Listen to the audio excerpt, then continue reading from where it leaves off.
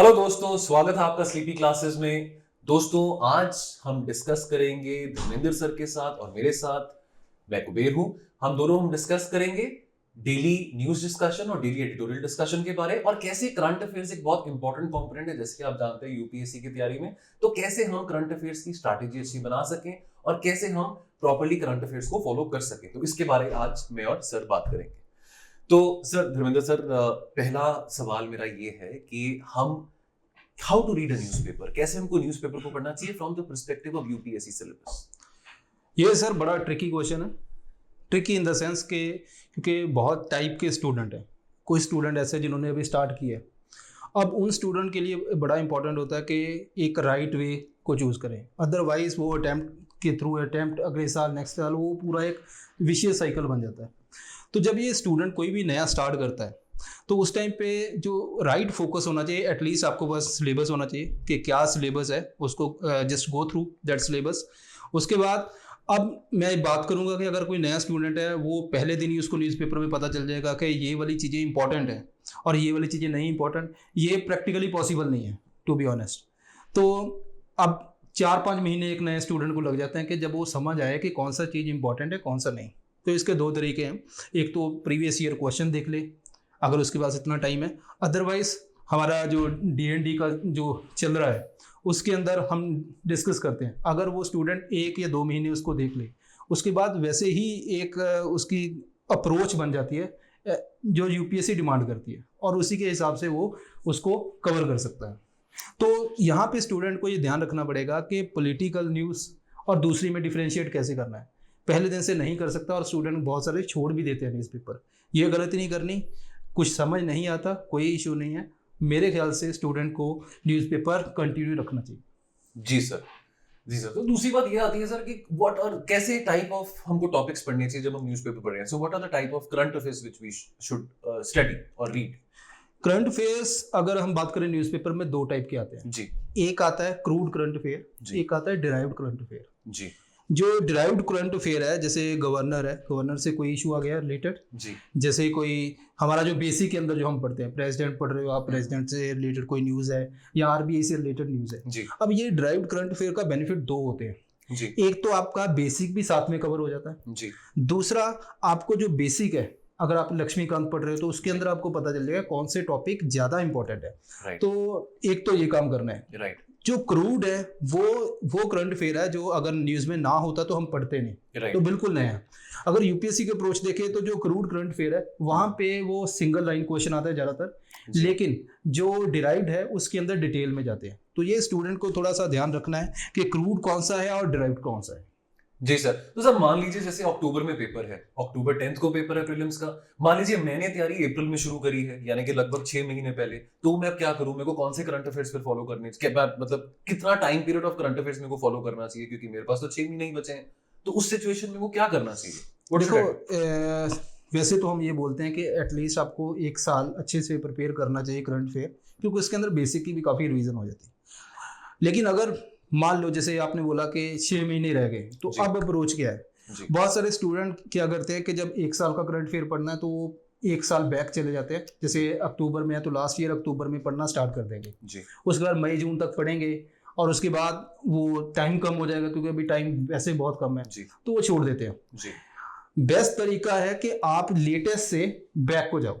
मतलब अच्छा जब अगर आज आप करंट अफेयर पढ़ना स्टार्ट कर रहे हो जी तो अभी से आप पीछे को जाओ, क्योंकि Okay. बहुत सारा उस टाइम पे जो करंट अफेयर है, जैसे कोविड है, कोविड की जो आप न्यूज़ पढ़ोगे हो जी सकता है अभी वो ना हो, मतलब अभी वो चेंज हो गई हो यार, नई रिसर्च आ गई, वो एंगल ही चेंज हो गया, तो वो आपका सारा वेस्ट जाता है। सो लेटेस्ट से आपको बैकवर्ड पढ़ना है। जितना पढ़ा गया कोई बात नहीं है, कोई इशू नहीं है ऐसा कि अगर आपने मान लीजिए करंट अफेयर नहीं भी पढ़ा पूरे साल जी का, तो अगर जब टाइम कम है तो फिर आपको ये अप्रोच रखनी है। ऐसा नहीं कि आपने पूरा करंट अफेयर के ऊपर ही फोकस कर देना। जी सर। तो सर फिर बात आती है कि जैसे न्यूज़पेपर्स में बड़ी रिपोर्ट्स आती हैं, बहुत इंडिसेस आते हैं, काफी सारी ऐसी फिगर्स और फैक्ट्स होते हैं जो न्यूज़ में होते हैं। तो how to consolidate that data, reports, indices, वो कैसे करें उसको?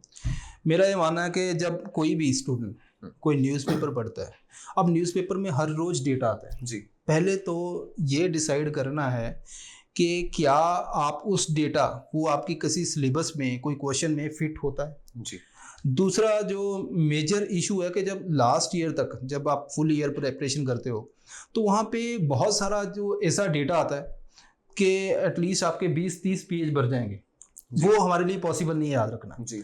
तो आपको पहले प्रायोरिटी देनी है कि जो गवर्नमेंट का सोर्स है, कोई गवर्नमेंट की एजेंसी या कोई मिनिस्ट्री ने डेटा निकाला है वो जी। दूसरा UN WHO है ना, ऐसे जो इम्पोर्टेंट जो बॉडीज हैं उनका डेटा पहले प्रेफरेंस उनको दो। उसके बाद कोशिश करो वही डेटा को आपने मल्टीपल डायमेंशन के अंदर आप कैसे यूज कर सकते हो। अगर आपके पास ये स्किल आ गई तो एक स्टूडेंट 100 डेटा याद कर रहा है, दूसरा 10 याद कर रहा है। जो 10 याद कर रहा है वो ज़्यादा एफिशिएंटली आंसर लिख सकता है, तो आपको कम डेटा याद करना है और बेटर वे के अंदर आप आंसर लिख सकते हो। दूसरी बात, अगर प्री की बात करूं तो प्री के अंदर भी अगर हम यूपीएससी के अंदर देखें तो डेटा हमें एग्जैक्ट याद नहीं करना होता, हमें ट्रेंड देखना होता है कि लास्ट एक डिकेड के अंदर वो इंक्रीज हुआ या डिक्रीज हुआ, या कौन सा रूरल एरिया के अंदर ज्यादा या अर्बन एरिया के अंदर। तो उस कंटेक्स्ट के अंदर अगर स्टूडेंट पढ़े तो वो जो 100 का अगर मैं बोलूँ काम है वो सिर्फ 10% रह जाता है, तो बर्डन काफी कम हो जाता है सर। ठीक है सर, और वो हमको मेंस में भी काम आएगा, ये जो डेटा है रिपोर्ट सब मेंस में भी काम आएगा डेफिनेटली। और सर ये तो हो गया, उसके बाद सर अगर हम कंसेप्ट की बात करें, कंसेप्चुअल अंडरस्टैंडिंग कितनी जरूरी है? देखो सर, मैंने जैसे ऑलरेडी बताया आपको कि जो science and tech, environment, economy, ये 3 ऐसे पोर्शन है जहाँ पे जो मेजर क्वेश्चन आते हैं वो करंट अफेयर ही बेस्ड होते हैं। अच्छा। इसके अंदर कंसेप्चुअल क्लैरिटी बहुत जरूरी है। अगर आप यूपीएससी के लास्ट कुछ साल के पेपर देखोगे जी, तो हमें पहले अगर बात करूं मैं 2016 की, तो वहाँ पे सिंगल लाइन बेस्ड क्वेश्चन आते हैं। ठीक है, करंट अफेयर से एक सिंगल लाइन बेस्ड आ गया है, बेसल 3 क्या है उसकी से रिलेटेड है। अब यूपीएससी का वो ट्रेंड चेंज हो चुका है, तो अब स्टूडेंट को जो कंसेप्चुअल क्लैरिटी की बहुत जरूरत है, स्पेशली जो ये 3 सब्जेक्ट है उसके अंदर जो करंट अफेयर्स हैं उनके बेसिस के ऊपर। तो ये मैं हर स्टूडेंट को डीएनडी के अंदर बोलता भी हूँ कि कंसेप्चुअल क्लैरिटी होगी तो कुछ चीजें होगी कि आपने भाई पढ़ी नहीं है, है ना, तो वो भी आप सॉल्व कर सकते हो। एट द एंड आपको परफेक्ट नहीं होना इस फील्ड में, आपको बाकी बच्चों से थोड़ा सा एक स्टेप आगे लेना है, और वही हमारी कोशिश है कि हम वैसी ही चीज कम टाइम में स्टूडेंट को प्रोवाइड करें।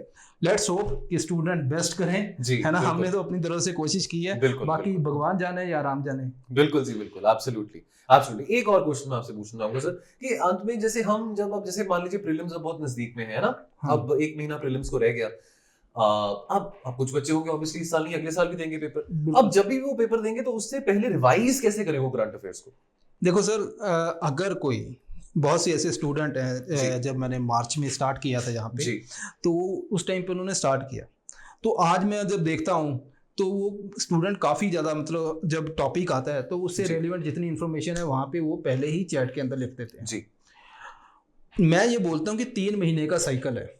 3 महीने के बाद जब हम रिपीट करते हैं, 3 महीने अगर किसी ने रेगुलरली पढ़ लिया, उसके बाद जब रिपीट होता है तो उस बच्चे को बताता है अच्छा आरबीआई ये हमने उस मंथ में पढ़ा था, इसीलिए हमने स्पेशली डीएनडी के अंदर इंडेक्स भी प्रोवाइड किया है। तो अब उसको पता है वो उस टाइम पे पढ़ा था, अब ये बेसिक इसका पढ़ने की जरूरत नहीं, कंटेक्स्ट पढ़ना है।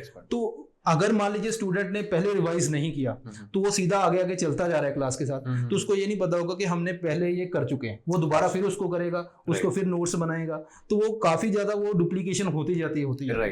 स्टूडेंट को ये ध्यान रखना है कि स्पेशली जब करंट अफेयर पढ़ते हैं तो आपको रिवाइज करना जरूरी है। क्लास लो, इसीलिए हमने अराउंड 25-30 मिनट की क्लास होती है और अल्टरनेटिव आती है, ठीक है, 2 हफ्ते में 3 दिन, और उसको जो 3 दिन है उसके अंदर आपने मान लीजिए जैसे मंडे को डीएनडी की क्लास है तो आपने डीएनडी की वीडियो देखी और उसके बाद अपनी पीडीएफ पढ़ी, उसके बाद ट्यूसडे आपकी एडिटोरियल की क्लास आती है तो उस दिन डीएनडी की रिवीजन करें, साथ में एडिटोरियल की क्लास देखें, नेक्स्ट डे जो एडिटोरियल की रिवीजन देखे साथ में जो डीएनडी की क्लास देखें। तो ये प्रोसेस जो इजी है, मुझे लगता है स्टूडेंट को डिसिप्लिन रहना चाहिए। यूपीएससी में डिसिप्लिन के ही मार्क्स हैं और ये रोज करना है, ये प्रोसेस डीएनडी और डीईडी रोज देखना है, एवरीडे रेगुलरली फॉलो करना है। बिल्कुल, अगर आपने रेगुलरली फॉलो, देखो कुछ पेन तो लेनी पड़ती है ना, no pain no gain, absolutely, है ना। तो अगर जो स्टूडेंट ये काम रोज करता है तो अगर हम देखें कि हमारा रिजल्ट जो होता है स्टूडेंट का लास्ट में, वो रिजल्ट उन दिनों के बेसिस के ऊपर होता है। अगर आप ऐसा मान के चलो कि आपने एक दिन नहीं पढ़ा तो आप 2-3 मार्क्स कम हो गए बाकी स्टूडेंट के कंपैरिजन, जब ये आप थॉट देते हो अपने माइंड को तो वो आपको पुश करता है पढ़ाई के लिए। जी, ठीक है सर, ये क्वेश्चन से मेरे को। ठीक है सर, अब मेरी बारी है, मैं भी पूछूंगा क्वेश्चन, क्योंकि बिना एडिटोरियल पढ़े है ना स्टूडेंट की कोई गति नहीं है। और स्टूडेंट को अगर पेपर एग्जाम क्लियर करना है, मेंस के अंदर मार्क्स अच्छे लेने हैं, तो आपको एडिटोरियल की नॉलेज होनी बहुत ज़रूरी है दोस्तों।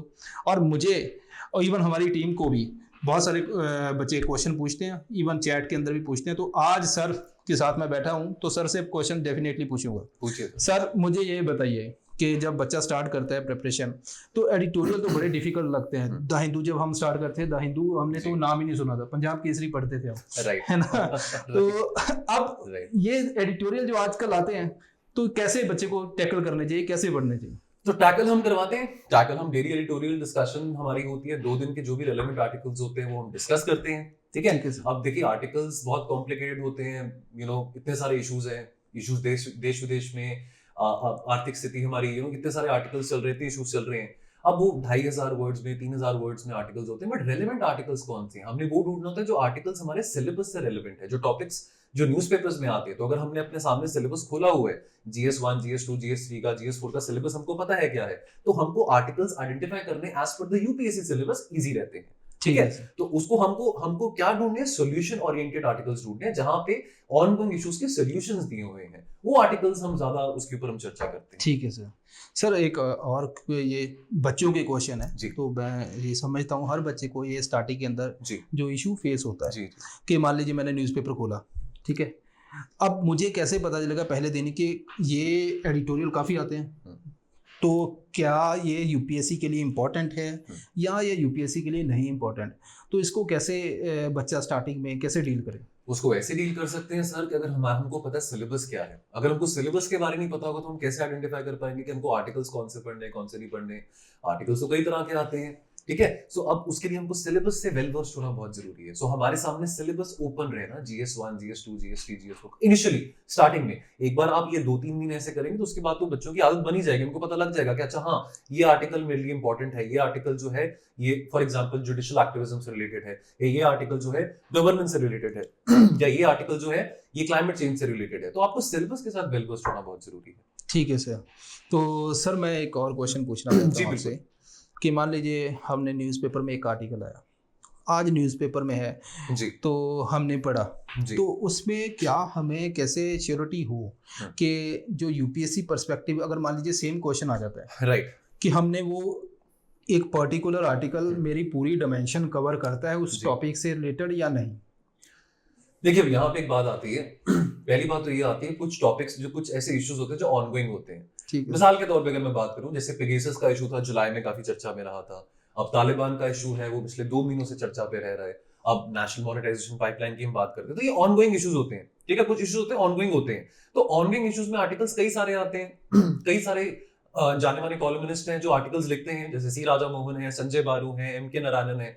अब ये आर्टिकल जब हम पढ़ रहे हैं तो हमको ये पढ़ के थोड़ा पेशेंस दिखाना है यहाँ पे कि हमको जो व्यूज हैं वो आर्टिकल्स के जो हम पढ़ रहे हैं वो आते रहेंगे। ऑनगोइंग इश्यूज को लेके जो भी व्यूज है वो अभी हम डेवलप करते रहेंगे। तो at the end of the day जो सोल्यूशन ओरिएंटेड आर्टिकल्स होंगे, जहां पे सोल्यूशन दिया गया किसी भी इशू को लेके, तो वो हमने बहुत ब्रीफली, और वो हम टेलर मेड बनाते भी हैं। हम डेली एडिटोरियल डिस्कशन में हम बहुत ब्रीफली 250 वर्ड्स में, 150 वर्ड्स में, 200 वर्ड्स में वो आर्टिकल्स आपके सामने रख देते हैं जो सोल्यूशन ओरिएंटेड होते हैं, ठीक है। So that is the approach which we have to follow, that keep on reading the ongoing issues but at the same time come to a conclusion जब आपके पास एक कंस्ट्रक्टिव बैलेंस बना, यानी कि आपको पता है कि इशू क्या है, गवर्नमेंट का स्टैंड क्या है उस इशू को लेके, उसको लेके कंस्ट्रक्टिव क्रिटिसिज्म क्या हो रहा है, और what is the way forward for that. तो ये डायमेंशन जो है उसमें कवर हो जाती है, और ये हम टेलर मेड करते हैं अपने एडिटोरियल सीरीज में।